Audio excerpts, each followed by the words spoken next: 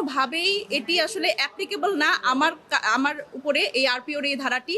এবং আমার মনে হয় যে এই ধারাটি আসলে আরও স্পষ্ট হওয়ার জায়গা রাখে, কারণ পৃথিবীর কোনো দেশেই এরকম একটা অস্পষ্ট ধারা নাই যেখানে আসলে যারা তরুণরা যারা রাজনীতিতে আসবে, আমরা বলছি 5 আগস্ট পরবর্তী সময় আপনারা জানেন আমরা সবাই বলছি তরুণদের রাজনীতিতে আসতে হবে। এখন এই সরকারি চাকরি বা স্বায়ত্তশাসিত প্রতিষ্ঠানের নাম করে আসলে যারা সত্যিকার অর্থেই খুব নিরীহ কোনো যেই জায়গাগুলো আছে, ধরেন একজন প্রাইমারি স্কুল শিক্ষক বা ধরেন একজন সাধারণ ব্যাংক কর্মকর্তা, তারা যদি আসলে এই 3 বছরের বারের কারণে তারা যদি নিজের ক্যারিয়ার স্যাক্রিফাইস করে এসেও জনগণের সেবায় রাজনীতি করতে আসে বা নির্বাচন করতে চায়, সেক্ষেত্রে কিন্তু এই যে ধারাটা এটি কিন্তু রাজনৈতিক ক্ষমতায়নে এবং একজন নাগরিকের রাজনৈতিক অংশগ্রহণকে একটা প্রশ্নবিদ্ধ জায়গায় করে তোলে। এবং এই জায়গাটা আমার মনে হয় যে রাজনৈতিক ক্ষমতায়নের ক্ষেত্রে নারী পুরুষ সবার জন্যই আসলে এটি একটা বাধা। এবং দেখেন, আমি যদি বলি যে এই ফাইন্যান্সিয়াল ইনস্টিটিউশন এটা যদি বাংলাদেশ কৃষি ব্যাংক না হয়ে যে কোনো বেসরকারি ব্যাংক হতো, সেখানে কিন্তু তার কোনো এই বারটা নাই।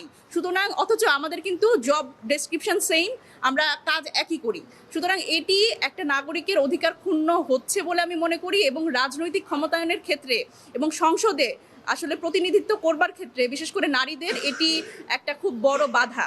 আর আমরা বলছি যে শিক্ষিত মানুষ রাজনীতিতে আসতে হবে। শিক্ষিত মানুষ রাজনীতিতে না আসলে রাজনীতির যে বস্তাপচা রাজনীতির চেহারা এটা পরিবর্তন হবে না। তাহলে শিক্ষিত মানুষ যদি নিজের ক্যারিয়ার স্যাক্রিফাইস করে এই রাজনীতিতে আসতে চায়, সেক্ষেত্রে তাকে যদি এই ধরনের কালো আইন দিয়ে বাধা তৈরি করে রাখা হয়, সেটা কিন্তু আমাদের এই নতুন যে বাংলাদেশের কথা আমরা বলছি, রাজনৈতিক সংস্কৃতির যে পরিবর্তনের কথা বলছি, সেখানে একটা বড় প্রশ্নবোধক জায়গা যে আমরা সেটা কিভাবে বাস্তবায়ন করতে পারবো। একজন রাজনীতিবিদ হিসেবে, একজন তরুণ রাজনীতিবিদ হিসেবে আমার চাওয়া হচ্ছে যে আইনের যে অসঙ্গতি সেটি পরিষ্কার হোক, সেটি স্পষ্ট হোক।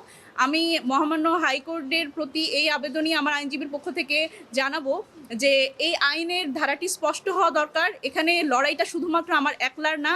আমি বিশ্বাস করি এই আইনের ধারাটি স্পষ্ট যদি হয়, আসলে যদি এরকমই হয় যে আপনাদের আটকানোর প্রয়োজন বা আইজিপিদের বা গুরুত্বপূর্ণ পদধারী যারা সত্যিকার অর্থেই প্রভাব বিস্তার করতে পারে রাষ্ট্রের বিভিন্ন জায়গায়, তাদের আপনারা আটকান, কিন্তু যারা আসলে এই ধরনের নিরীহ চাকরিতে ছিল তাদের আটকানো আমার মনে হয় না এটা খুব সঙ্গত বিষয়।